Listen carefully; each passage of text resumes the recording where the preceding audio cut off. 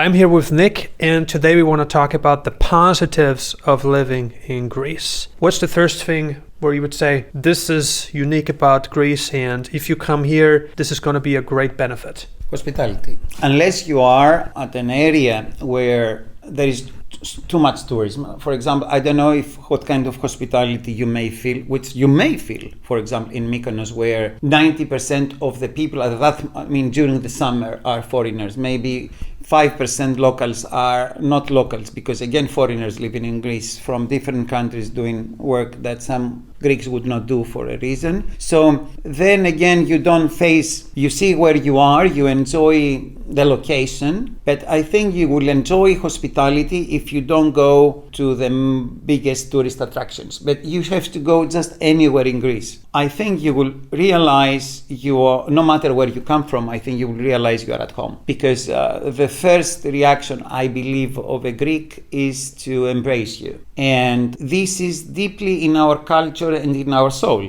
The Greek word we use, philoxenia, that means when the hospitality in Greek means philos, which is friend. Xenos is the person you don't know. So it is you are a friend of the person you don't know. That is what we call hospitality in Greek words. So it is very deep in our soul. If you go, for example, to Crete, you will be offered a drink, no matter if they know you or not. If you pass from anywhere you go, you will be offered a drink, a shot. That can be a shot of alcohol if it is Greek, if you are in Crete. If you don't accept it, it is insulting because you are offered that. So, and that is not about alcohol, because the perception about alcohol is not the same as elsewhere. It was easy to have access to alcohol if you are a young person in Greece. And I think that was fine, because this did not create indirectly created the need to wait for the time you're 18 so that you jump to something you were not allowed. It's like you wait for that. So if you don't have to wait, I think you don't have to search for that like this. So it is,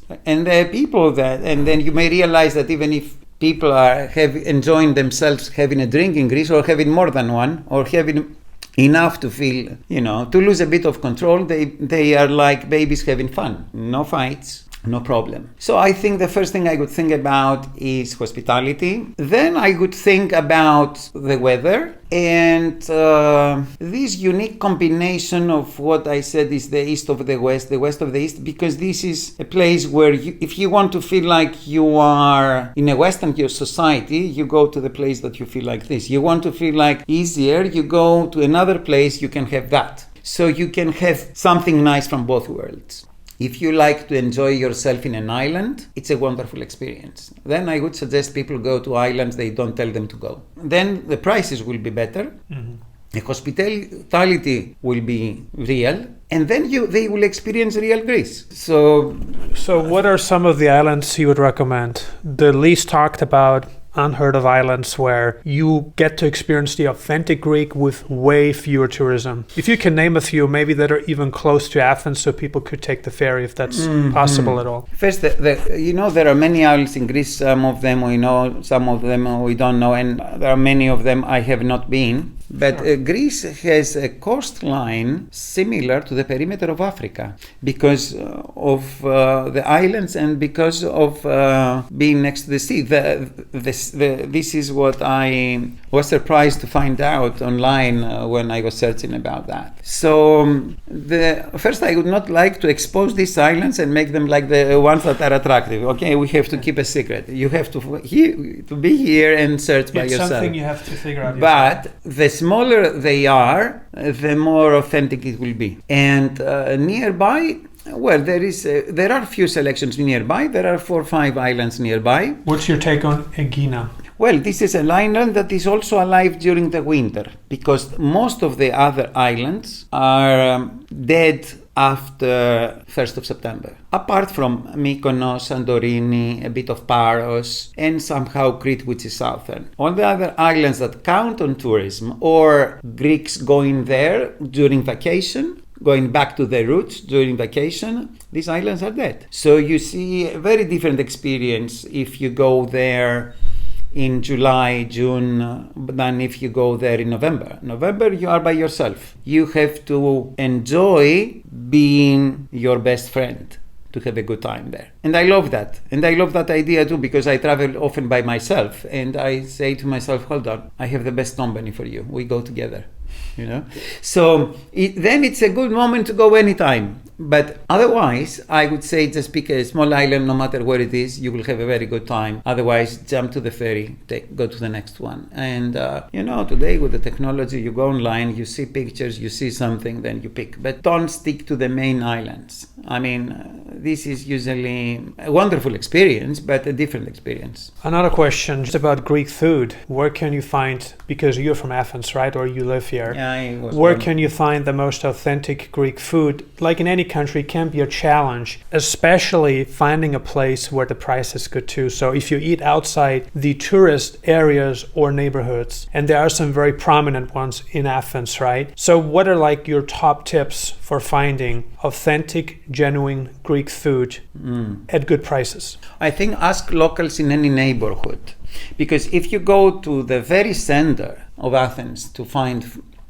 this, everybody will do the same. And this does not mean you cannot find amazing, authentic food in the center. But I think you may also find amazing, authentic experience out of the center and more real. And I like what is closer to our reality. And what is closer to our reality is not, for example, how life is in Mykonos. What is closer to our reality is not the very center of Athens. So I would say, no matter where you live, just go a bit out, just go a few minutes away, go to any neighborhood, ask a local, where should I go to eat? There will be a space, a traditional taverna or something that you would enjoy. Even if someone would not be able to speak English, you would make it and you would have a very good time. Although Greece has, I think, a very high level of people speaking foreign languages. So it is very easier, usually anywhere you are. But even if this is a problem, you would enjoy even more because they will try to find out the way to serve you. So that is impossible not to have a good time, no matter where you go. And I think you just explore there where others don't. I mean,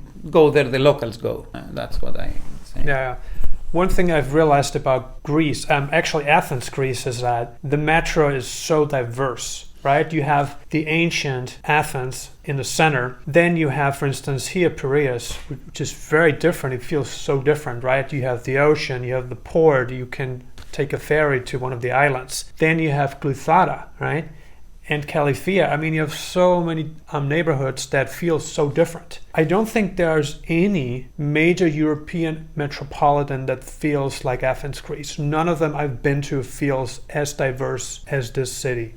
What's your take? Yes, this is like that. And I think it's like having multiple colors. It is. I like this idea that it can be if you want to go to a very expensive area, it should be more expensive than anywhere else. They are building one between Glythara and Califia now. What's the name of it? There's a lot of construction there now on both sides of the road. No. Now you touch. I know. You know. In Greece, when you touch a certain subject, there is always something under that. Yeah, it is Ellinikon. Actually, it is the previous airport of Athens, this area. Athens, because of this project, can be wonderful, is without a second airport. Okay.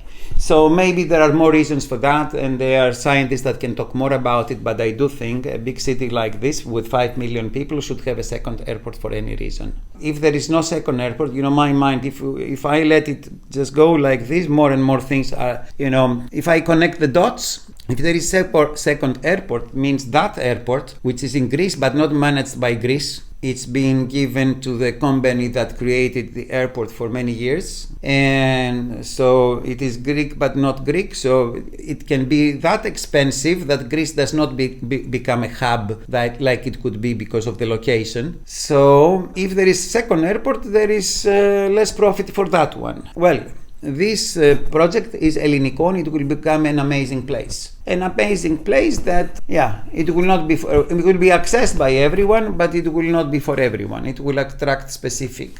Sounds like high-end people. It will be like that. Mm-hmm. It will be like that. I mean, it's wonderful to have such a project. Well, like in everything, the more you search about it, the more you come across things that you wouldn't like. Okay. Well, thank you for sharing this too. If you want to come to Greece and get residency by investment in Greece, you can do that by purchasing real estate in the country. And we would love to help you with this. So if you're interested in that, please have a look at the link that we added below this video. There should be a link posted in the description of the video. You should also see it displayed on the screen. Thank you, Nick, for your time. I appreciate it. It's my pleasure. We appreciate the insights you shared. Thank you so much. And we see you guys on the next video.